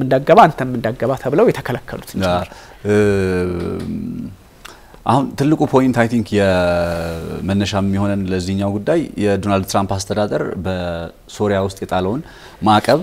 ያነሳ ነው ወይም አነሳ በተወሰነ መልኩ ማንሳት ጀመረ ሶሪያን የኢንቨስትመንት መዳረሻ ያላደርጋት ነው አለ ሶሪያ ከዚህ በኋላ የና አሜሪካ አጋር ሆነች የነ ሳውዲ አረቢያ አጋር ሆነች የቀረው አሁን የነ እስራኤል አጋር መሆን ነው የነ እስራኤል አጋር ለመሆን ደግሞ ቀደም ብሎ በዶናልድ ትራምፕ አስተዳደር እነ ትራምፕ አይነት አስተዳደር ዝም ብሎ ያለ ምክንያት አይደግፍም ያለ ምክንያት ኢንቨስት እናድርግብህ ያለ ምክንያት እንተባበር አይልህም ሶ ምን ቢያገኙ ምን ፈልገው ነው ከዚህ አስተዳደር ከነ አህመድ አልሻራ ወይም አልጁላኒ ይባል ከነበረው ድሮ ከነሱ አስተዳደር ምን ብታገኝ ነው አሜሪካ በዚህ ደረጃ ከሶሪያ ጋር ወደ ስምምነት ላይ የመጣችው የሚለውን ነገር በተመለከተ ሐሳቦች ስናነሳ ብዙ ሐሳቦች ይቀርባሉ የመጀመሪያው ነገር በእስራኤልና በሶሪያ መካከል ግንኙነትን ማደስ ወይም ኖርማላይዜሽን የሚሉትን ኮንሰፕት ነው በቀዳሚነት የሚነሳው ኖርማላይዜሽን ማለት በእስራኤልና በሶሪያ መካከል ከ1948 እስራኤል እንደ ሀገር ከተመሰረተችበት ጊዜ አንስቶ ይህ ነው የሚባል በግንኙነት አልነበረም እንደምታስታውሰው በ1967ም በ6 ቀን ጦርነት ላይ አሁን አንተ ያነሳ የነበረውን የጎላን ከፍታዎች የጎላን ኮረብታዎች የተባለ የሚጠራውን ስፍራ ጠቅላላ ያደረገችበት የታሪክ ክስተት ነው ከ1967 በኋላ በነበረው ጊዜ ለዚህ ነው ብዙ ጊዜ ወደ 1967ቱ ድንበር እንመለስ ስንል አንደኛ የሶሪያን የጎላን ከፍታዎች ድንበር፣ ሁለተኛ ዌስት ባንክም የተያዙት በ1967 ነው እዚህ ፓሌስታይን ውስጥ፣ ጋዛም የተያዘው በ1967 ነው። ሶ እነዚህ ድንበሮች ላይ ነው ወደ 1967 ከ1967 በፊት ወደ ነበረው ድንበር እንመለስ ስንል ማለት ነው። እና የዚህ የጎላን ኮረብታዎች ጉዳይ ለእስራኤል በብዙ መልኩ ስትራቴጂካዊ ነው። እስራኤል በቀጠናው ላይ ይሄ ሂስቶሪካሊ ወይም ሪሊጂየስ በሆነው አፕሮች እነዚህ የጎላን ኮረብታዎችን በተመለከተ የሚቀርቡ ከስያሜያቸው ጀምሮ በአይሁድ እምነት የሚነሱ እንዲህ ተብሎ እንትኖች አሉ፣ ናሬቲቮች አሉ። ሶ እኔም አላቃቸውም ስለነሱ ብዙ የመንግስታቱ ድርጅትም እኮ 1948 ላይ ሀገር ሲያረጋት እንዴት ወሰደው ጉዳይ የመጽሐፍ ቅዱሳዊ ከአይሁድ አንጻር የተቀመጠ እንደዛ ከሆነማ ዌስት ባንክም ጁዲያና ሰማሪያ አይደለም የሚባሉት እዚህ ጎላን ከፍታዎች የሚባለው ስፍራም ትርጓሜ ያለው ሶ ያንን ቤዝድ አድርገህ ግን ሀገር አትመሰርትም ማለት ነው። ያንን ቤዝድ አድርገህ እንደዛ ከሆነ መላው የመካከለኛው ምስራቅ ላይ ፍልስጤም የምትባል ሀገር አትኖርም። ሶሪያ የምትባለው ሀገር ኦልሞስት ከምታየው በላይ ኦልሞስት ሙሉ በሙሉ ሊባል ይችላል the greater Israel በሚለው ኮንሰፕት ነው ያ ትርጓሜ የሚወሰድ። the greater Israel ማለት ግብጽ ውስጥ ይመጣል። የሲና በረሃ ግብጽ ውስጥ ያለው እሱ ጭምር አይደለ? ሶ ብዙ እንትኖች ስለሚኖር አንደኛው እንደ እንትን የወሰዱት ይሄኛው እንደ ፕሪቴክስት እንደ መነሻ ቢሆንም ግን ስቴት ፎርሜሽን እና ኔሽን ፎርሜሽን ላይ የአዲስ ሀገራት ምስረታ ላይ የእስራኤል ጉዳይ ያው የመንግስታቱ ድርጅት ይሄኛውንም እንደ አንድ ሀሳብ ወስዶታል ነው እንጂ እኔ አያስማማኝም እንደ ጉዳይ ያ እንትን ስለሚሆን ነው ለቀጠናው ሰላም ከብዙ ሀገራት ጋር እነዚህ ሀገራት እኮ ፓወርፉል ቢሆኑ ለምሳሌ የጎላን ኮረብታዎችን ወሰዱት 67 ላይ ዜን አሁን ባለፈው የአላሳድን መንግስት ከገረሰሱ በኋላ ወደ ደማስቆን እኮ በመጽሐፍ ቅዱስ የምናውቀው ስፍራ ነው። ወደ ደማስቆ የተጠግተው ነው እዛ ቦታ ላይ ጭምር ጦራቸውን ያሰፈሩት። ሶ አሁን ከእስራኤል ጋር ኖርማላይዜሽን ሲባል የሶሪያ የነ አልጁላኒ ወይም የነ አህመድ አልሻራ አስተዳደር ከእስራኤል ጋር ግንኙነቱን ሊያድስ ነው ስንል ምን ማለት ነው? ኦፊሻሊ እነዚህን ግዛቶች የእስራኤል መሆናቸውን እውቅና ይሰጣል ማለት ነው። ቢካዝ እውቅና የማይሰጥበት የሶሪያ መንግስት ለእስራኤል እውቅና የማይሰጥበት አንዱ ምክንያት ከ1967 ወዲህ የተወሰደው የጎላን ኮረብታዎችን ጉዳይ መልስ ፈልጋለሁ የዓለም አቀፉ ማህበረሰብ የተባበሩት መንግስታት ድርጅት ይህ ስፍራ የእስራኤል አለመሆኑን እያወቀ እስራኤል ግን በጉልበት እንዲያዘችው ይታወቃል ይህን ስፍራ። ስለዚህ ለዚህ ስፍራ መልስ ፈልጋለሁ፣ ይሄ ስፍራ ሊመለስልኝ ይገባል የሚል እምነት አለው። የትኛው አስተዳደር? የነ በሽር አልአሳድ አስተዳደር። አሁን በሶሪያ ውስጥ ግን የአገዛዝ ለውጥ ከዚህ ቀደም ስናወራ እንደነበረው የአገዛዝ ለውጥ ተከናውኗል። የበሽር አልአሳድ አስተዳደር ተወግዷል። የበሽር አልአሳድ አስተዳደር ከተወገደ በኋላ አሁን የመጣው የአህመድ አልሻራ አስተዳደር ከእስራኤል ጋር ግንኙነት ስለማድረግ ብቻ ሳይሆን ከነ አሜሪካ ጋር ተባባሪ ሆኖ ምክክሮች ተጀምረዋል። በነገር ላይ እንዲያውም አንዳንዶች በ2026 አጋማሽ ወይም 26 መጨረሻ ላይ እስራኤልና ሶሪያ ግንኙነታቸው ታድሶ እስራኤል ማለት ሶሪያ ለእስራኤል እውቅና ልትሰጥ ትችላለች ይላሉ። ስለዚህ በምን አግባብ ነው ስትል የጎላን ኮረብታዎችን ብቻ ሳይሆን አሁን ቅድም አንተ ስቴፕ ባይ ስቴፕ ፌዝ 1 ፌዝ 2 እያልክ አንስታቸው እንደነበሩት እነዛን ስፍራዎች ሙሉ በሙሉ እስራኤል ጠቅላላቸው ነው የሚቀጥለው። በነገር ላይ እዛ ስፍራ ላይ እኮ ምንም አይነት የሶሪያ ወታደራዊ ኃይል እንቅስቃሴ እንዲኖር አይፈቀድም። በአሁኑ ወቅት በዚህ የጎላን ኮረብታዎች በሚባሉት ኦፊሻላዊ ወይም በተባበሩት መንግስታት ድርጅት ካርታ የሶሪያ ነው በሚባለው ስፍራ ላይ ከ31000 በላይ የእስራኤላውያን ሰፋሪዎች ጎጆአቸውን ቀልሰው ይኖራሉ በጎላን ኮረብታዎች ላይ። እስራኤል በዛ ስፍራ ላይ ዘለቄታዊ የሆነ ግብ ነው ያላት እንጂ ዝም ብሎ እንደው ገባውጣል ትልበት አይደለም ስፍራውን ያዘችውና ይሄንን ይዛ የምትቀጥል ከሆነ እስራኤል በዚህ በመንመለከተው መልኩ ከአንዲት ሉዓላዊ ሀገር እንግዲህ 40 ኪሎ ሜትር በደረጃ 1 ከዛ ሲቀጥል ሌላ 40 ኪሎ ሜትር ወደ 100 ኪሎ ሜትር ገደማ ጠቅልለህ ይዘህ ጉልበት ስላለ ብቻ ጠንካራ አየር ኃይል ስላለ ብቻ ነው ይሄ የሆነ ያለው። then ከነዚህ ሀገራት ጋር ግንኙነቴን ላድስ ነው እያለች አለችው። ሶሪያ ይሄንን ግንኙነቴን ወይም ሶሪያ ይሄንን ነገር ትቀበልልኝ ነው እያለች አለችው። እነ ዶናልድ ትራምፕ አብርሃም አኮርድ በሚል ከዩናይትድ አረብ ኤሚሬትስ ከነ ሞሮኮ ከነ ሱዳን ከነ ባህሬን ጋር የተፈረመ ስምምነት አለ በ2020 መጨረሻ ወር 21 አካባቢ ላይ። ይህ ስምምነት እንዲቀጥል በጣም ፍላጎት አላቸው። የበሽር አልአሳድ አስተዳደር ግን ይሄንን ስምምነት አይደለም ሊያስቀጥል ቀርቶ እስራኤልን እንደ ሀገር እንኳን እውቅና የማይሰጥ አስተዳደር ነበር። ዛስ ዋይ ሶሪያ ፕሮጀክት ከተያዘባቸው ሀገሮች መካከል አንዷ ነች ስንል ወይም ኢራን ስንል ወይም ኢራቅ ስንል ሌሎች ስናነሳቸው የነበሩ ሀገራትን ስንጠቅስ ፕሮጀክት ተይዞባቸዋል ስንል አንደኛው ማጠንጠኛ የኒውክሌር ጦር መሳሪያ ከሚለው ነገር ውጪ ሀገራቱ ለእስራኤል እውቅና አይሰጡም ነበር። እስራኤል ለምትባለው ሀገር እውቅና አይሰጡም ሀገራቱን እየመራ ያለው መንግስት። ስለዚህ አገዛዝ ለውጥን እናከናውን ሲሉ እዛ ሀገር ውስጥ ለእስራኤል እውቅና የሚሰጥ ከእስራኤል ጋር ግንኙነቱን ኖርማላይዝ የሚያደርግ መንግስት ነው መስረት ይያሉ ያሉት። this is ኢራን ውስጥ የሚፈለገው ይሄ ነው። ኢራን እንግዲህ እንደምታውቀው የበሽር አልአሳድ አጋር ነበረች። ለእስራኤል አይደለም እውቅና ቀርቶ እስራኤልን በአሸባሪነት የፈረጀች ሀገር ነች። አንዳንዶችም እስራኤልን በተመለከተ ኢራን የምታነሳቸው ሀሳቦች በጣም ጽንፍ የረገጡ ናቸው። ሰዎች ሀገር ከእስራኤል ጋር ግንኙነት እንዴት ነው ሊኖራት የሚችለው? በምንም መልኩ ሊኖራት አይችልም አንለስ ልክ እንደ ሶሪያ ውስጥ አሁን እንደ እንትናን በማንሳት እንደ በሽር አልአሳድን በማንሳት አሁን ሶሪያ ከእስራኤል ጋር ግንኙነቷን ኖርማላይዝ ልታደርግ ከጫፍ እንደደረሰችው ኢራን ውስጥም በተመሳሳይ የአያቶላህን አስተዳደር በማንሳት ከእስራኤል ጋር ተባባሪ የሆነ አስተዳደር ኒውክሊየር እንዳለ ሆኖ ከእስራኤል ጋር ተባባሪ የሆነ አስተዳደር መመስረት ፍላጎት አላቸው ማለት ዛስ ዋይ ተነጣጥሎ የሚታይ አይደለም እምልህ የኢራን ውስጥ ያለው ጉዳይ ሶሪያ ውስጥ ያለው ጉዳይ ኢራቅ ውስጥ ያለው ጉዳይ እኛ ጎረቤት ሱዳንና ሶማሊያ ውስጥ ያለው ጉዳይ አሁን ሶማሊያ ከእስራኤል ጋር ያላት ግንኙነት ምንድነው? ባለፈው እንዲያውም እስራኤላውያን እዛ መተው የጋዛ ሰዎችን እንትን ብለን እዛ እናስገባ የሚል አይነት መረጃ እኮ ስንሰማ ነበር አፈናቅለን እነ ሱዳን አሁን የኦማር አልበሽር አስተዳደር መጨረሻ ላይ በሽብርተኝነት ዝርዝር ውስጥ ነበረ ስሙ ይነሳልሃል ከተባለ በኋላ ኢሚዲየትሊ በ2019 መፈንቅለ መንግስቱ ሊነሳ አካባቢ ላይ እኮ ምንድነው የሆነው ከእስራኤል ጋር ግንኙነቱን ኖርማላይዝድ ነው ያደረገው ለእስራኤል እውቅና ነው የሰጠው የሱዳን መንግስት ስለዚህ ይሄ በመካከለኛው ምስራቅ ላይ እነ ቤንያሚን ኔታንያሁ የገለጹት የአገዛዝ ለውጥን ማሳካት የሚለው ሐሳብ አንደኛው ሶሪያ ጥሩ ማሳያ ነች ማለት ለዚህ ነው በቃ ሶሪያ በበሽር አልአሳድ ጊዜ ወደ ለእስራኤል ትልቅ ስጋት ነበረች ወይም ለእስራኤል እውቅና ሰጣጣቀም አሁን በሽር አልአሳድን ከሰጧት በኋላ ግን አሁን እያወራን እንዳለው ነው እናንተ ለእስራኤል እውቅና ለሰጥ ወይም ኖርማላይዝ ልታደርግ ከጫፍ ደርሳለች this is exactly ኢራን ውስጥ የሚፈልገው ነገር I think ጠቅላይ ሚኒስትር ሐምዶክ ነበሩ አይደለ ኖርማላይዜሽን እንትን ያሉት ከእስራኤል ጋር ይመስለኛል አይደለ ከመፈንቅለ መንግስቱ በኋላ የመጡ ነገሮች ናቸው I think እኮ መፈንቅለ መንግስቱ ላይ ቀየሩትና የኦማር አልበሽርን አስተዳደር ተመልካቾቻችን እንትን የአልበሽር መንግስት ለእስራኤል ጋር ኖርማላይዜሽን ፈጠረ እንደዛ ሳይሆን 2019 ላይ እሱን አነሱት አገዛዙን ለወጡት እሱ አሸባሪ ተብሎ ነበር አልበርትናን ቢላደንን ከዛ እሱን 2017 ላይ 2019 ላይ ካነሱት በኋላ እና ሐምዶክ እንዳልከው ሲመጡ so ያገዛዝ ለውጥ ፕራክቲካሊ ሱዳን ውስጥ ማይተናል of course ከዛ ቀጣይ እስራኤል ታወቀች አሁን ሶሪያ ውስጥ አልአሳድ ተነሳ ስቴፕ ማለት በጣም ስለሚደንቀኝ ብዙዎች እንደዛ እንትን አለውና የኢራኑ ጉዳይ የሚቀጥል ነው እንደውም እነዚህ ግራንድ አያቶላስ የሚባሉት አሉ አይደለ እነሱ ሁለት የሚሆኑት የኢኒሚ ኦፍ ጋድ ብለው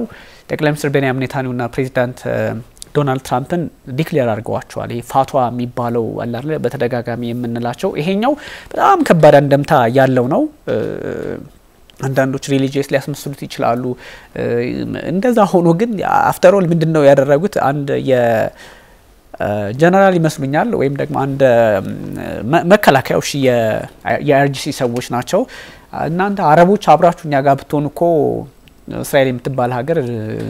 ድምጥ ማቋን ነበር የምናጠፋው የሚል እናንተ አረቦች ነው ያሏቸው አይ አሁን እነሱ ከአረቦቹ ገንጠል ያሉበት ምክንያት ፋርስ ስለሆኑ ብቻ ሳይሆን አረቡ እንደማያዋጣቸው በደንብ ወይም ደግሞ አረቡ ከማን ጋር እየሰራ እንደሆነ ስለገባቸው ነውና ይሄኛው አኬድ ኮዙ የኢራን በቀላሉ የሚቆም አይደለም አያቶላ አሊ ሐመኒ ምክትል ከዛ ደግሞ ሌላ ምክትል ያደረጉ የመረጡበት ምክንያት ትግሉ እንዲቀጣጣል ነው ትግሉ እንዲቀጣጣል ስለ 1979 ላይ የመጀመሪያው ሆምን ይመጡ ከዛ እሳቸው አያቶላ አሊ ሐመኒ ተቀበሏቸው ከዛ በኋላስ ደግሞ የሆነ ነገር አሁን እንገላችኋለን እንዲናረጋችኋለን በሚባልበት ሰዓት የሆነ ነገር ቢፈጠር ነገ ከነገ ወዲያ ደግሞ የሳቸውን ግንዛቤ ልክ ይዞ የሚያስቀጥል ሌላ ያም እንደዛ ቢሆን እንዲህ አይነት ነገር ያከታተሉ የሚሄድ ነገር ነውና በቀላሉ የሬጂም ቼንጅ የሚባለው ነገር እንደማይመጣ ራሳቸው መንገዱን ያስተካከሉት ይገኛል። ይህ ሲባል ግን ቅድም እንዳለው ነው ለማን ረጅም ርቀት ሊያስኬድ ይችላል ጦርነቱ ተጠቃሚው በዚህ ውስጥ ማን ነው ማንንም የሚረዳው ነው። እኛ በእንትና ስለማናወራ ይሄ ጦርነት 2 ወር 3 ወር ቢቀጥል ማን ብቻውን ሊቆማል ሲባል በቃ ማመን ያለብን ኢራን ናት ብቻዋን የምትቆመው። ለምንድን ነው ኢራን ብቻዋን የምትቆመው? አቅም ስላነሳት መዋጋት ስላልቻለች ታሪክ ስላነሳት ምናምን አይደለም። ብቻዋን አጋሪ ያለቻቸው ኃይሎች አሁንም ከምራቡ ጫና ራሳቸውን ነጥለው ማየት የሚፈልጉ ስላልሆኑ ነው። እነ ቻይና እነ ራሺያ በዚህ ጦርነት ያሳዩን በ12 ቀናቱ ጦርነት በተለያዩ መንገዶች ድምጻቸውን ሲያሰሙ እንጂ እና አሜሪካ በግልጽ ያን ሁሉ 38 ሰዓታት ወይ እንደዛ አካባቢ ጉዞ አድርገው የደርሱ መልስ ጉዞ 18 ሰዓት ነው አይ ቲንክ ለመግባት ወደ ሚድል ኢስት ያደረጉት ያን ሁሉ ሲያደርጉ ሁሉም ያልተባበረ የለም። በቃ እንኳን ዌልካም እያለ ነው ያሳልፈው እንደዛ ያደረገው። ይሄን ሁሉ እስከ ከሚስሪ ተነስቶ እስከ ሚድል ኢስት እና ፎርዶናት ላይ ጥቃት እስኪሰነዘር ድረስ ምንም በቃ አንድ ወፍ ነገር ዝር ያላለበት አካባቢ ሆኖ ምንድነው አሜሪካ ስለሆነች ነው። የራሺያ እስኪ ሞክር እንደዚህ ከጥቁር ባህርን ሳይሻገር ነው እንግዲህ የራሷ ቱርክንም እንኳን አታምናትም የኔቶ አባል ነኝ በሚል የሆነ ነገር ልትፈጥር ትችላለችና ይሄን ማመን ያስፈልጋል። ግን ይሄ ሁሉ ሂደት ምንድነው የኢራን የምትዋጋው ጦርነት ብቻ አይደለም። እነ ጠቅላይ ሚኒስትር ቤንያሚን ኔታንያሁ እኛኮ የምንዋጋው የምዕራቡ ዓለም ጦርነት ምዕራቡ ዓለም ሊዋጋው የሚገባውን ጦርነት እኛ እየተዋጋን ያለነው የሚሉትን ያህል እና አያቶላ አሊ ኻሜኒም እኮ እየተዋጉ ያሉት ለዓለም ፖለቲካ ስርዓት ወይንም ደግሞ እንደነ ራሺያ አጋር ነኝ ብለው ላሰቧቸው ኃይላት ጭምር ነው። ምክንያቱም ራሺያ ሚድል ኢስት ላይ አንዳች ነገር ካጣች ወይንም ደግሞ ልክ ሶሪያ ላይ ያለው ሁኔታ እንዳጣችው ኢራን ውስጥም የምታጣ ከሆነ ራሺያ ቅድም እንዳልኩ መካከለኛው ምስራቅ ላይ ባዶ ፓወር ነው ያለ ዜሮ ፓወር ምንም ልትፈይድ አትችልም። ይሄ ሁሉ አኬን ነው እንዳልከው የዚህ አሁን ደግሞ እነ ፕሬዚዳንት ዶናልድ ትራምፕ ወደ 518 የሚሆኑ ኢንዲቪጁዋልስ በተለያየ ዘርፍ ውስጥ ያሉ ለነሱ እንግዲህ ትሬዠሪው ነው ሪሙቭ ያደረገላቸው እንትኑን ምንድነው ባለው የግምጃ ቤቱ ነው ያነሳላቸው ለነዚህ ሰዎች እና ኤችቲኤስም ኮንሲደር እየተደረጉ ነው ያ ማለት እና አልሻራ ሲፈለጉ ነበር አይደል ከዚህ በፊት ዲዚግኔትድ ሆኖ ነበር በተለይ እሱ የመነሳት ሂደት ውስጥ እንደሆነ ግምቱ አለ። ይሄ ሁሉ የሚያደርጉበት መንገድ አንደኛውና ቁልፉ ነገር አንተ ቅድም ያልከው ከእስራኤል ጋር ይሄ በጣም የዶናልድ ትራምፕ የግራንድ የሆነው ፕሮጀክታቸው ነው። ከእስራኤል ጋር የትኛውም አረብ መገናኘት አለበት። የትኛውም አረብ ሀገር አረብ ነኝ ብሎ የሚያስብ ወይም ደግሞ በሌላ መንገድ ሚድል ኢስት ላይ ልክ ታማኝ ሆነ እንደነ ዩናይትድ አረብ ኤሚሬትስ ወይም እንደነ ሞሮኮ እንደነ ባህሬን እንደነ ሱዳን ጭምር እንግዲህ ሱዳን ማረብ ነኝ ይላል ነበር እነሱን ሁሉ እንደዚህ አይነት ሌሎቹንም እየጨራሽ ታሪካዊ ጣላት የሚባሉትን ሁሉ ወደ እስራኤል እቅፍ ውስጥ የማስገባት ነው። ወደ እስራኤል እቅፍ ውስጥ ገቡ ማለት እስራኤል በመካከለኛው ምስራቅ ያላት ፕሮጀክት ተነድፎ ሁሉንም መካከለኛው ምስራቅ ወይንም ደግሞ በመፈልገው መንገድ ተጠቀልላለች ማለት ሳይሆን ቢያንስ ሚሳኤል የሚያስወነጭፍባት ኃይል እንዳይኖር የማድረግ ትልቅ ረዘም ያለ ፍላጎት ያላቸው ዶናልድ ትራምፕ መጀመሪያው ተርም ላይ ያሳዩን አለ። ከዛ ደግሞ የማስቀጠል ስለዚህ አንደኛው ኖርማላይዜሽን ነው። ኖርማላይዜሽን ይሆናል አይሆንም ወይም ደግሞ ድጋሚ ሶሪያና እስራኤል በቃ 1948 ጀምሮ እኮ ሶሪያና እስራኤል እኮ በቃ ጠላት ናቸው አይደለ እንደው ይሄን እዚህ ግባ የሚባል ግንኙነት ኖሯቸው አይተን አናቅም። እሱን ስትመለከት አሁን ሶሪያን የምትባል ሀገር ከእስራኤል ጋር ወዳጅ ካደረክ እስራኤል በርግጥ ወዳጅ ሆናለች እኮ ማለት ትችላለህ። ጥቃት የምትሰነዝረው ኢራን ውስጥ እኮ በጠላቷ ላይ ተረማምዳ ነው ቀድማ። ለዚህ ነው የነ ኤስ300 ኤስ ምንድነው ምንም እንኳን አልሰራም ልትል የምትችለው ኢራን ውስጥም ተመቷል፣ በደንብ ተመቷል። ከዛ ደግሞ ሶሪያ ውስጥም ቀድማ ነበር እስራኤል ስታወድም የነበረችው። ያ ማን ይተኩሷል የማን ነበረ የነራሺያ ነው። የነራሺያ አቅምም እኮ በደንብ የተፈተነበት አጋጣሚ ተፈጥሯልና አንደኛው ትልቁ የዶናልድ ትራምፕ ፕሮጀክት ይሄኛው ኖርማላይዜሽን እስራኤልን ከአረቦች ጋር እስራኤልን ጠላት ከሚባሉ ኃይላት ጋር አብሮ ማሰራት ወይም ደግሞ ኖርማላይዜሽን ግንኙነትን ማደስ ማናመን በተለያየ አገላለጽ በዛ ሂደት ውስጥ አንደኛው ይሄ ነው። እንዳልከው ድርድሮች ተጀምረዋል። የአልጁላኒ መንግስት የተለያዩ ድርድሮችን ጀምረዋል። ግን ድርድሩ በምን መንገድ ነው የሚሆነው? አሁን አልጁላኒስ ከመደራደር ውጭ ሌላ ምን አማራጭ አላቸው? አቅም ሳላቸው ወይ ባዶ ካዝናር ላይ ተጠበቃቸው? ኢኮኖሚውም በራሳቸው ማዕቀብ አየህ እንዲ ነው የሚቀባበሉ። ሚሊተሪውን ደግሞ ቀጥቀጥ በደንብ ቀጥቀጠዋል። ከዛ ኢኮኖሚውን ደግሞ ባዶ ካዝና ነው የሰጡት። ይሄ ሰውዬ አሁን ይሄ ፕሬዚዳንት ባዶ ካዝና ገንዘብ የለ የጦር መሳሪያ ሙሉ አስጨርሰው ነው አላሳድም አስጨርሷል እሳቸውም ከመጡ በኋላ ያው አቅምም ስለሌለ ባዶ ነው የጠበቃቸው ሶ ምንድነው የሚሆነው ምርጫ የላቸውም ስለዚህ ማን ጋር ቢሰራ ነው የሚሻለው ከሩሲያ ጋር አይሰራም አንደኛ ካላችሁ ቁርሾ ሁለተኛ ከቻይና ጋር ቻይና በየትኛው ለእስራኤልም ደግሞ አይችልም ያ አምጥተውታል እነ ኤስዲኤፍ ምናምን በሚባሉት እነ ቱርክ እነ አሜሪካ ደጋግፈው ነው እዚህ ያደረሷቸው በሆነ በ12 ቀናት ነው 13 ቀናት በጣም አጭር ታሪካዊ ሆኗል የ12 13 ቀናት በዛ መንገድ ስላመጧቸው ምርጫቸው ወሬት ሊሆን ይችላል አልጁላኒ ወደ ምራው የሚያወጣውም እንደዛ ነው ለሶሪያ መንግስት አዩታ ህዝቡ ሪሊፍ ማግኘት አለበት ይሄ ዝም ብለ ጭምር ነው ግን የሚያዋጣው የሚለው ነጥብ ላይ ይቅርታ በጣም አስገድደውም ጭምር ነው አሁን ወረስት የሚሆነው ላይክ ምርጫ ሰጥተውክ ቢሆን ጥሩ ነበር የሚያስገድዱ አሁን የጎላን ኮረብታዎች የሶሪያ ሉዓላዊ ግዛት ነው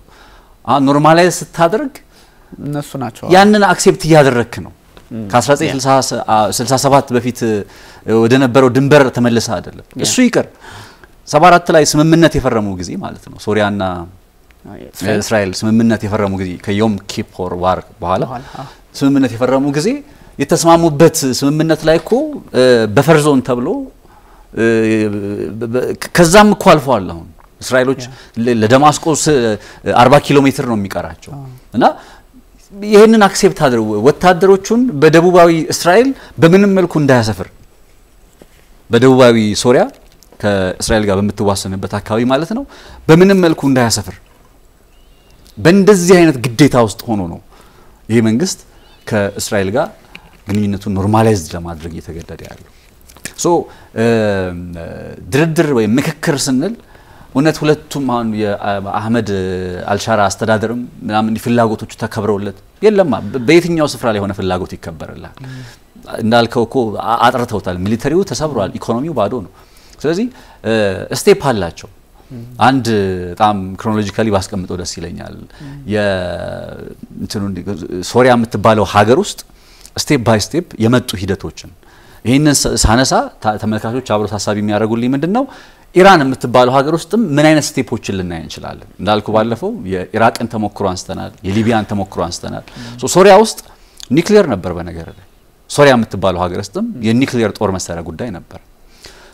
የኒውክሊየር ጦር መሳሪያ አሁን 74 ላይ ተስማሙ የሚለውን ያዝን 74 ላይ እስራኤልና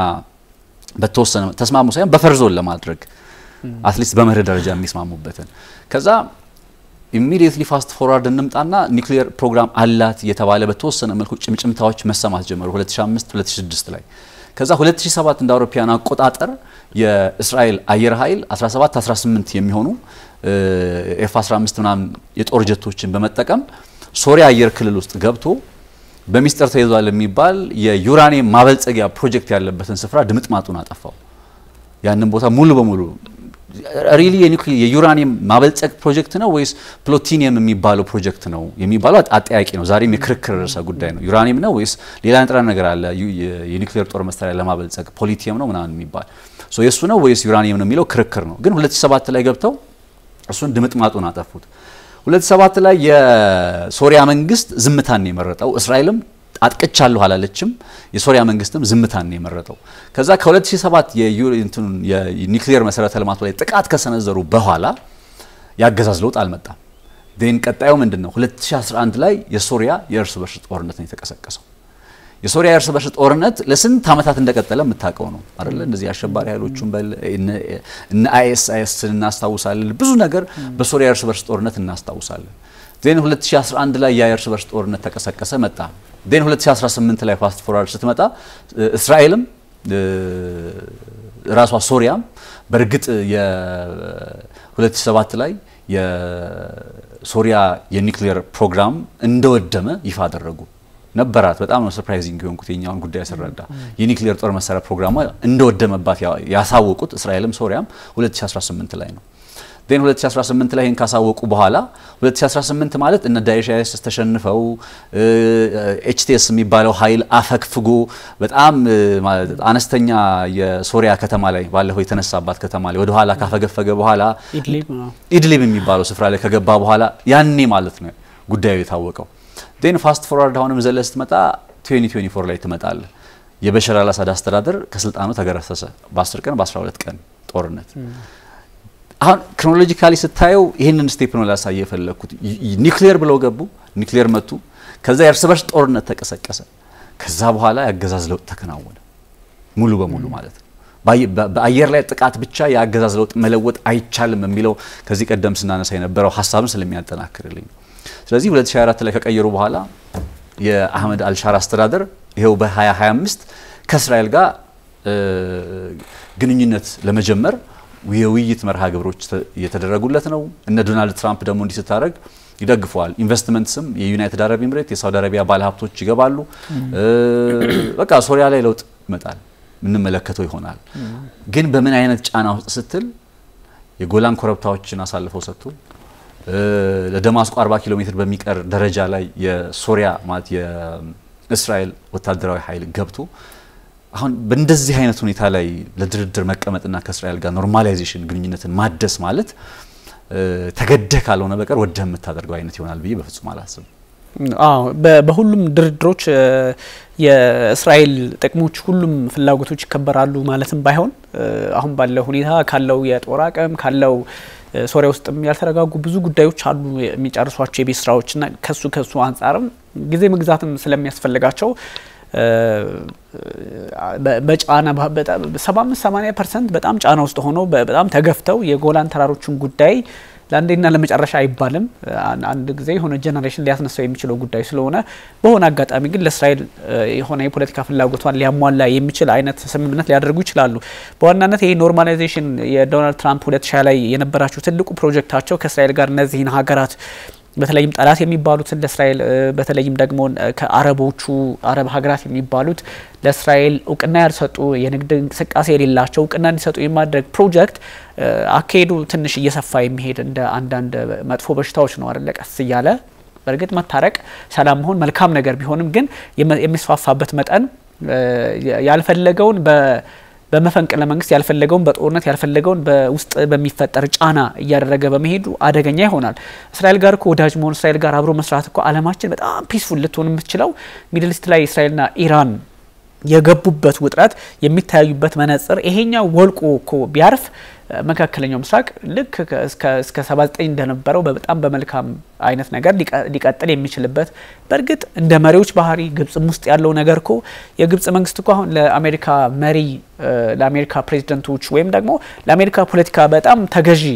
የተለሳለሰ መሬት ሆኖ የሚቀጥልና አልሲሲም ብቻ ሳይሆን ቀደም ሲል የነበሩትም በዛ መንገድ የቀጠሉ ገንዘብ የሚሰጣቸዋል አክቹሊ በዛ መንገድ የቀጠለ ስለሆነ ነው እንጂ እኮ ለእስራኤል ያላቸው አመለካከት ይታወቃል። የስድስት ቀናቱ ጦርነት የአረቦች ጦርነት 1948 እንደዚህ ሶስቱንም ብትወስዳቸው ሚና አላቸው እነዚህ ሀገራትና ይሄኛው ኖርማላይዜሽን ሲባል በቃ ሰላማዊ ማድረግ ከሆነ በጣም ጥሩ ነው። ግን ኖርማላይዜሽኑ አንዱን እየጠቀመ አንዱን እየጎዳ ለምሳሌ ሳውዲ ዩናይትድ አረብ ኤሚሬቶችና እስራኤል ኖርማላይዝ አረጉ ወይም ግንኙነታቸውን መሰረቱ ሱዳንና እስራኤል እንደዚህ ሞሮኮ ባህሬን ሲባል እነዚህ ሀገራት ማረጋቸው የሚያጣላቸው የታሪክ የሚያጣላቸው ነገር የለም ማለት አይደለም። ግን እስራኤል ለምሳሌ አሁን ከሶሪያ ጋር ልትታረቅ ብትፈልግ ስለ ጎላን ተራሮች ባፈር ዞኑ ወይ እኩል መካፈል ወይም ደግሞ የወሰደቻቸውን የጎላን ኮረብታዎች የሚባሉትን ሄይቶቹን መመለስ ወይ ደግሞ መካፈል ብቻ ሁለቱም በሚጠይቁት ልክ የማድረግ ቁርጠኝነት ሊኖር ይችላል። ሌሎቹ ጋር እንደሚደረገው ኖርማላይዜሽን አሁን ለምሳሌ እስራኤልና ኢራን ኖርማላይዝ ያርጉ ሲባል የሚያደርጉበት ምክንያት አሁን ቀይ መስመራቸው የኒውክሌር ጉዳይ ነው አይደለ? እሱ ልታነሳ ይችላል። ሌሎች ነገሮችን ታነሳ ቁርሾቻቸው የሞቱባቸው ሰዎች እነሱን ታነሳለ። ግን እስራኤልና ኢራን የትኛው ድንበር ላይ ተገፋፉ ምንለው ነገር የለም። በአይዲዮሎጂ የምናምን ነው። ሶሪያ ግን አንድ ቀን ሊነሳ የሚችል ልክ ጋዛን ከ2005 እስከ 2005 እንዳስተዳደሩት ሁሉ የሆነ ጊዜ ተመልሶ እንደተወሰደባቸው አይነት ነገር ሄድ መለስ ውጥረት ውስጥ ሊገባ ስለሚችል የሶሪያው ግንኙነቱ የፈለገ ኖርማላይዝ የፈለገ በጸጥታው ምክር ቤት ሳይቀር ፊርማ ተቀምጦበት ለማርገብ ቢሞከርም ነገ የሚኖረው ነገር ሌላ አይነት ውጥረት እንደሆነ ያስመለክታል። ስለዚህ እነዚህ ግራም ቀኝም ስትመለከታቸው ይሄ ሁሉ ምስል የሚፈጥረው ወደ እስራኤልና ወደ ኢራን ውጥረት ነው የሚለውን እንደው ለማሳየት ያህል ነው። ነጽ ዴፊኒትሊ የእስራኤል ሁሌ ፕሪቴክስት አላት ባይዘው ሁሉም ሀገር ላይ የምትፈልገው አሁን ሶሪያ ውስጥም ደቡባዊ ሶሪያ ውስጥ አይሰፍርም ስትል ስጋት ስለነበረ ነው። መተላለፊያ ሶሪያ ሂዝቦላህ ጦር መሳሪያ የሚያገኘው በሶሪያ በኩል ተላልፎ በመሄድ እንትን ነው። ልክ እንደዚህ ሁሉ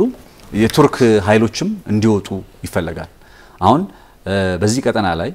ቱርክንና እስራኤልን ፊት ለፊት ሊያገናኛቸው የሚችል ነገር ይመጣ ይሆን ወይ ብለን ከዚህ ቀደም ስናወራ ራይት ነው ታስታውሳላ። እንዲያውም እንግዳ ጋብዘን ውጥረቱ የኢራንና የእስራኤል ውጥረት እንዳለ ሆኖ ይቀጥላል። አሁንም ግን ቱርክን ደግሞ ወደ ጉዳዩ ስቦ ሊያመጣት የሚችል አንድ ጉዳይ አሁን ከሶሪያ በኩል መጥቷል። ምንድነው እሱም ደግሞ በእስራኤል በፍጹም የቱርክ ወታደራዊ ኃይል በፍጹም በሶሪያ ውስጥ መቀመጥ የለበትም ትላለች። በድንበር ደግሞ ቱርክ ከሶሪያ ሶሪያ ከእስራኤል ይዋሰናሉ። የኩርዶችን ጉዳይ መነሻ አድርጋ ነው ቱርክ ወታደሮቿን ወደ ሶሪያ ድንበር ውስጥ ያስገባቸው። ስለዚህ አሁን በድርድሩ በግንኙነት ሂደቱ ውስጥ የአህመድ አልሻራ አስተዳደር ሌላ የሚጠበቅበት ነገር ምንድነው ሲባል የቱርክ ወታደሮችን ሙሉ በሙሉ ከደቡባዊ ከሶሪያ ግዛት ውስጥ ማስወጣት አለበት። ያ ማለት ነው ብቻውን ማድረግ አይችልም። የአልሻራ አስተዳደር ብቻውን የቱርክ ወታደሮችን ከሶሪያ ላይ ያስወጣ አይችልም። ደን እስራኤል ወደ ጉዳዩ ልትገባበት ትችላለች። እና ዶናልድ ትራምፕ ምን እንደሚያደርጉ አንፕሬዲክተብልታቸው እንዳለ ሆኖ አንደኛው ምክንያት የቱርክ ጉዳይ ነው። ቱርክ ከሶሪያ ትውጣ አትውጣ የሚለው ነጥብ መከራከሪያ ሆኖ ይቀርባል። ሌላኛው እንደ ፕሪቴክስት ሆኖ የሚቀርበው የዱርዝ ኮሚኒቲዎች ጉዳይ ነው። ዱርዝ የሚባሉ ባለፈው እንዲያውም የሆነ የሽብር ጥቃት ተፈጽሞ ሰለባ ሆኖ የተባሉ ኮሚኒቲዎች አሉ ዱርዝ የሚባሉ እነሱን መጠበቅ ይፈልጋል። ይሄ እንደ ምክንያት የምታቀርበው ነገር ነው ያነሳውልህ ያለው እንጂ እስራኤል ወደ ሶሪያ ውስጥ ለመግባት እንደው